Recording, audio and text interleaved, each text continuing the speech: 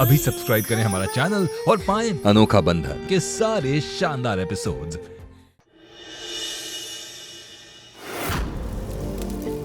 दोबारा शादी करने का इतना अच्छा मौका मिला था, लेकिन दूसरी बार भी तुमने मुझ जैसे खड़ूस को ही चुना। खबरदार, जो हमारे वरदान जी के बारे में एक और शब्द बोला तो अगले 7 जन्मों में हमें जितनी बार भी मौका मिलेगा हम उनको ही चुनेंगे।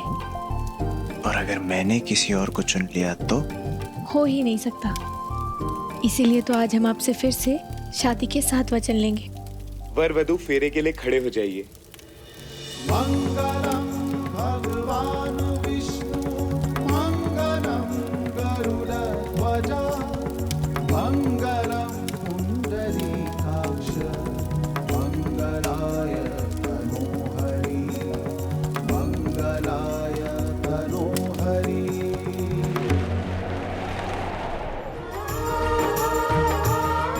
हमारे भैया भी कमाल हैं, अपनी शादी में लेट।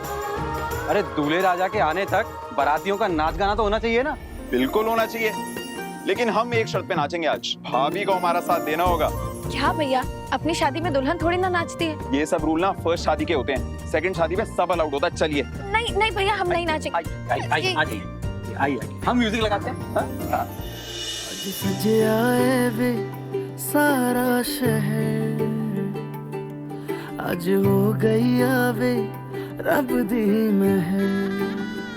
हाय सज आए वे सारा शहर। अरे ये साधना कहाँ रह गई? आवे रब दी महर।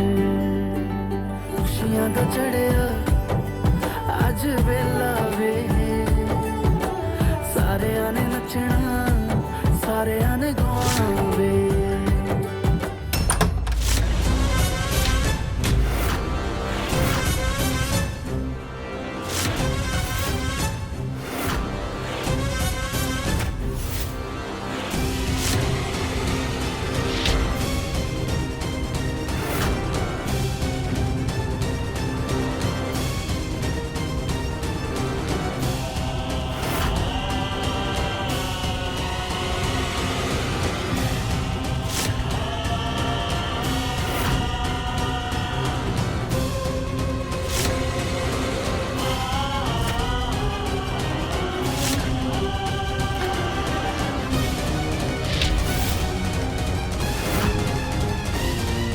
सरप्राइज मिलने पर बोलती बंद हो जाती है, ये तो सुना था। आप तो मुस्कुराना भी भूल गए साले साहब। अरे बताइए तो सही, कैसा लगा हमारा सरप्राइज? हमारे भैया ना बोल के बताने वालों में से नहीं है, लेकिन हमको दिख रहा है भाभी को दुल्हन बने हुए देख कर ना भैया के मन में लड्डू जरूर फूट रहा होगा। अरे जाइए भैया जाइए, रेडी होइए, आज फिर से शादी होने जा रही है आपकी। साधना म्यूजिक के ऑनर वरदान तिवारी का बड़ा स्कैंडल। अपकमिंग सिंगर कालिंदी दास के साथ अफेयर। वो तस्वीरें हमारे पास लेकर एक लेडी आई थी, ये देखिए।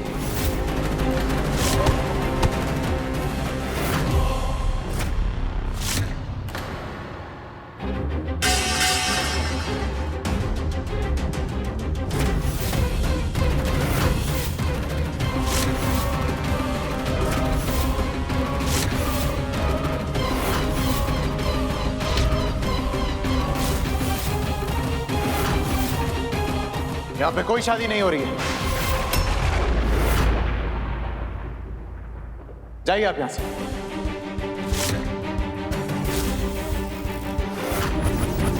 क्या हुआ लल्ला? आते इतना गुस्सा क्यों दिखा रहे हो? ये सवाल तो आपको अपनी लाडली बहू केतकी से पूछना चाहिए दादी।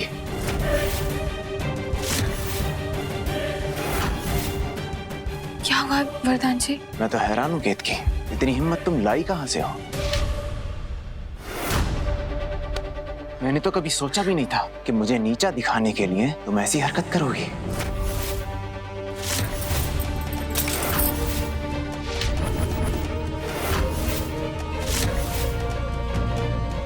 पर लल्ला हुआ क्या है? दादी पूछिए अपनी बहू से कि अपने पति की और अपने परिवार की इज्जत में क्या चार चांद लगा कर आई है ये। कालिंदिया होती तो उसकी खुशी का ठिकाना ही नहीं रहता। मुझसे बदला लेने के लिए तुमने पूरे शहर में मेरी बदनामी कर दी।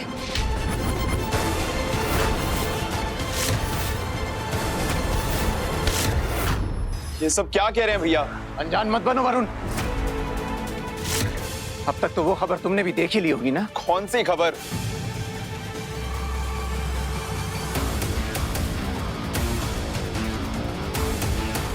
आप सब लोगों को कुछ नहीं पता? मतलब जिस खबर को सुन के वरदान तिवारी का पूरे अयोध्या शहर में मजाक उड़ाया जा रहा है, मेरे अपने घर वालों को इसके बारे में नहीं पता। कैसे देखते वरदान? माँ ने हम सबके फोन ले लिए और खुद पता नहीं कहाँ चली गई है।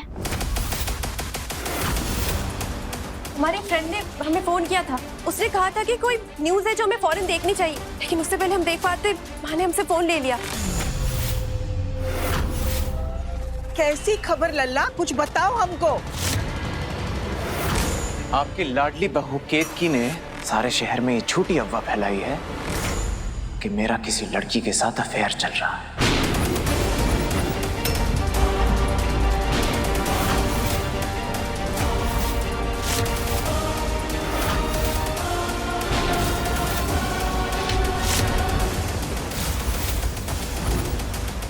वरदान जी, हमें नहीं पता आपको ऐसा किसने कह दिया, लेकिन आप ऐसा क्यों करेंगे?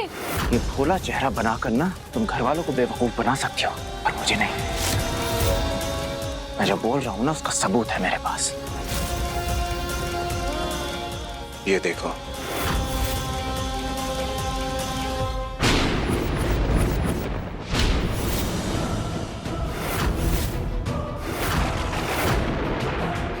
देखिए,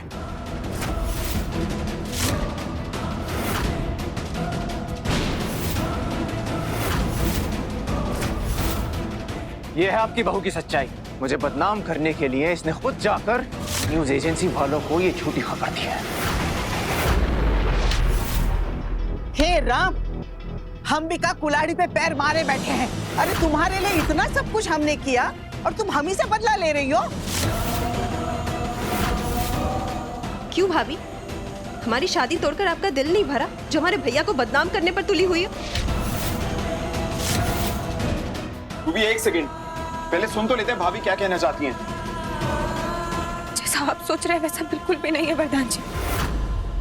हाँ, हम वो न्यूज चैनल वालों के ऑफिस गए थे, लेकिन आपकी बदनामी फैलाने के बारे में आप सपने में भी नहीं सोच सकते। तो क्यों गई थी वहां पे? क्या काम था तुम्हारा वहां पे?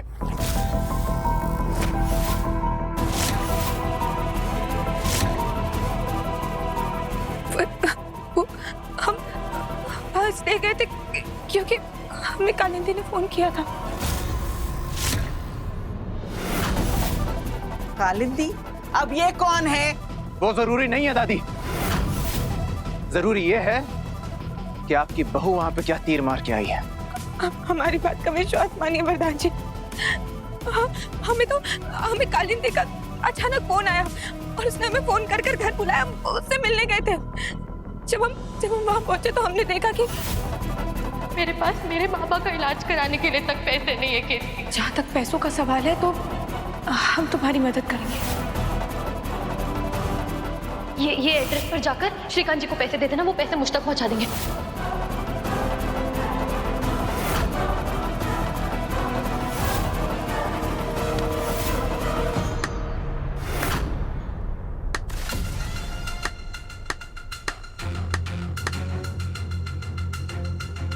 कहाँ तुम मिस इंडिया बनने के लिए निकल गई थी केतकी? तुम्हें तो लेखक बनना चाहिए। वरदान जी, हम कैसे अपनी बात पर आपको विश्वास दिलाएं? शादी के इतने सालों में आप हमारे बारे में इतना भी नहीं जान पाए। हम किसी भी बात को लेकर आपसे कितने भी नाराज हो जाए, लेकिन हमारे दिल की बात कभी किसी को नहीं पता चलेगी। तो फिर आपके इतने बड़े शहर में इतनी बदनामी फैलाने की बात हम सोच भी नहीं सकते हैं। हमारा विश्वास मानिए वरदान जी, हम वहाँ पैसे लेकर सिर्फ इसलिए गए थे ताकि हम एक बीमार इंसान की मदद कर सके। बहुत मेहनत से कहानी बनाई है तुमने। लेकिन हम में से किसी को भी पसंद नहीं आई।